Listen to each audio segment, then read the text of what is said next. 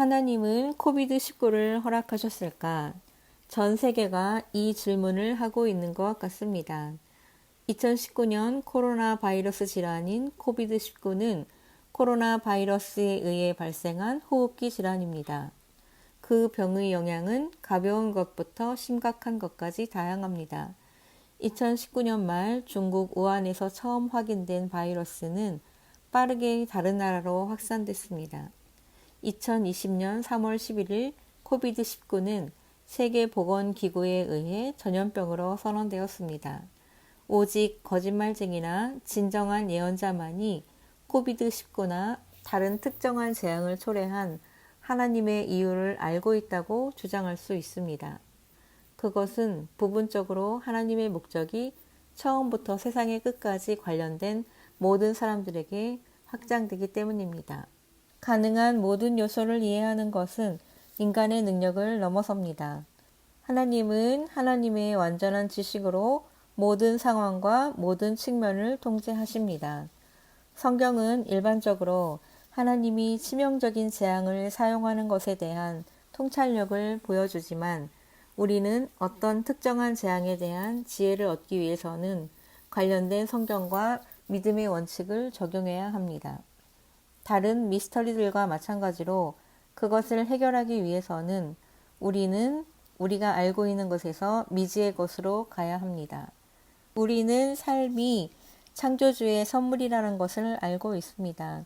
우리는 하나님만이 하나님의 지혜와 하나님의 계획에 따라 생명을 주시고 생명을 빼앗을 권리와 힘을 가지고 계시다는 것을 알고 있습니다.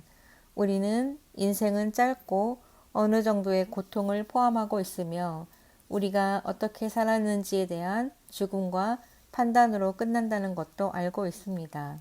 짧든 길든 간에 우리의 수명과 죽음의 날짜는 하나님에 의해 정해져 있고 통제됩니다. 인간의 가장 긴 삶도 한 호흡과 같고 그들의 나날들은 잠깐 동안의 그림자와 같다고 성경에 기록되어 있습니다. 그렇다면 코비드19를 허용하는 하나님의 목적은 무엇입니까? 너무 독단적이지 않게 말하자면 우리는 일반적으로 하나님의 목적 중 하나가 세상의 관심을 자신에게서 벗어나 하나님, 창조자, 구세주에게 돌리는 것이라는 것을 알고 있습니다. 이것은 당면한 질문에 대한 답의 가장 중요한 부분입니다. 왜 하나님이 코비드19를 허락했을까? 수백만 명이 갑자기 그 질문을 하고 있습니다. 신자들이나 믿지 않는 사람들 모두 마찬가지입니다. 이것은 하나님이 그들의 마음속에 있다는 것을 의미합니다. 하나님은 모든 사람들이 그를 간절히 찾아 그를 찾기를 바라며 또한 하나님이 실제로 우리와 가깝다는 것을 알게 하십니다. 하나님은 우리가 하나님을 믿게 하시려고 우리의 약함과 필요함을 우리로 하여금 깨닫게 하십니다. 하나님은 사람들이 적절한 존경과 경외로 그를 두려워하기를 바라고 자신들의 삶보다 그를 더 사랑하고 다른 인간들, 특히 고통받는 사람들을 사랑하고 돕는 것으로 구원자에 대한 사랑과 감사를 보여주기를 바라십니다. 하나님은 우리의 초점과 애정을 이 임시적이고 문제가 많은 세상에서 우리의 영원한 천상의 집으로 옮기기를 원하십니다. 고난의 시기에는 우리가 지구상의 보물에 매달리기보다는 하늘의 보물을 쌓아두고 하나님이 우리에게 주신 축복의 관리자라는 것을 깨닫게 합니다. 하나님은 우리의 시대가 하나님의 손에 달려있다는 것을 알면서 우리가 하나님을 절대적으로 믿기를 원하십니다. 하나님을 그들의 구세주로 만드는 것은 위험과 재앙의 때입니다. 우리의 진정한 욕구를 일깨워주는 것은 고통의 때입니다. C.S. 루이스는 이렇게 말했습니다.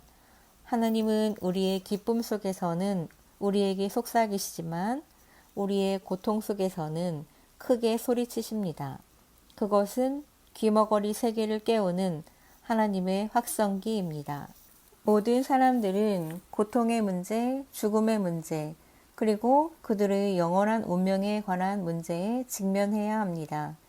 비록 우리가 코비드19에 대한 면역력을 개발한다 하더라도 우리는 이러한 이 세상의 문제를 피할 수 없습니다.